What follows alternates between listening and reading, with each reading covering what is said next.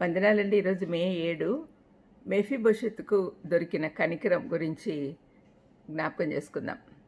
2 సమూయేలు 9, 7వ వచనము 13వ వచనం.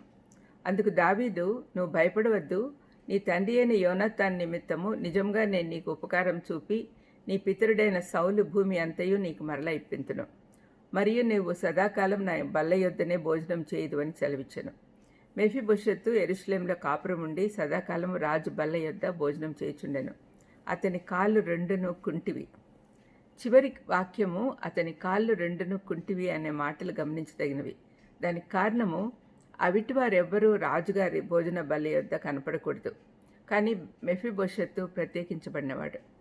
దావీదు కాలంలో చాలామంది రాజులు శత్రుశేషం ఉండకూడదు అని అందరినీ శత్రువుల సంతానాన్ని అందరినీ హతం చేసేవారు. తిరిగి వారి సింహాసనానికి పోటీ రాకుండాటకే అలాగే చేసేవారు. కానీ దావీదు తనకు అత్యంత ప్రియుడైన యోనతాన్తో తను వాగ్దానం చేసినందున అతని సంతానానికి ఏమీ హాని కలిగించక మెఫీబోషెత్ పట్ల కనికరం చూపాడు. ఇది 1 సమూయేలు 20:14-17 వరకు వారి నడుమ జరిగిన ఒప్పందము గ్రంథస్థం చేయబడి ఉంది. మెఫీబోషెత్తును రక్షించే ప్రయత్నంలో దాది బాలుడైన అతన్ని కింద పడేసినందున అతను కుంటివాడయ్యాడు. సౌలు యోనతాను చనిపోయే సమయానికి అతను కేవలం 5 ఏళ్ల ప్రాయం. దావీదు రాజైన తర్వాత యోనతాన్ నిమిత్తము కనికరం చూపుటకు అతని సంతానంలో ఎవరైనా మిగిలి ఉన్నారా అని కనుగొని మెఫీబోషెత్ గురించి విని అతన్ని పిలిపించాడు. అయితే మెఫీబోషెత్ తొలుత దావీదు వద్దకు రావడానికి భయపడ్డాడు. అయితే దావీదు అతన్ని ఒక రాజకుమారునిగా గౌరవించాలని ఆశించాడు. మెఫీబోషెతు తన అయోగ్యుడనని తెలిసి భయపడినా కూడా దావీదు ఇచ్చే బహుమానాలు తిరస్కరించకూడదు కదా. దేవుడు తన మహాకృప చేత పాపక్షమాపణ పరలోకంలో స్థానం ఇచ్చినప్పుడు ఏ యోగ్యత లేదని మనం తీసుకోకుండా ఉంటామా? యేసుక్రీస్తుపై విశ్వాసంతో దేవుడిచ్చే ఉచిత రక్షణను స్వీకరిస్తే దావీదు మెఫీబోషెతును ఆహ్వానించిన దానికంటే ఎక్కువ ప్రేమతో దేవుడు మనలను తన యొద్దకు చేర్చుకుంటాడు.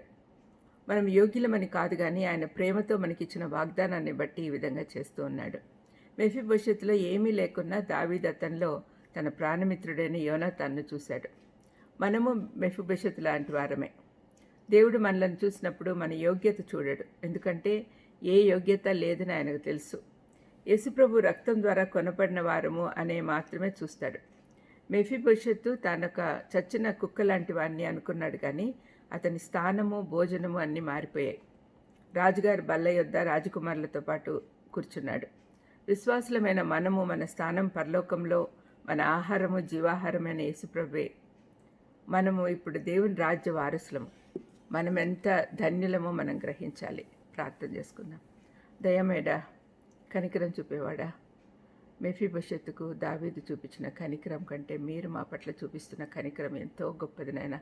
మేము అది గ్రహించి తండ్రి, మేము గ్రహించటే కాకుండా ఇతరులకు కూడా గ్రహించేటట్టు చేసేందుకు మాకు శక్తిని అనుగ్రహించమని యేసుక్రీస్తు నామమున వేడుకొంచున్నాను తండ్రి.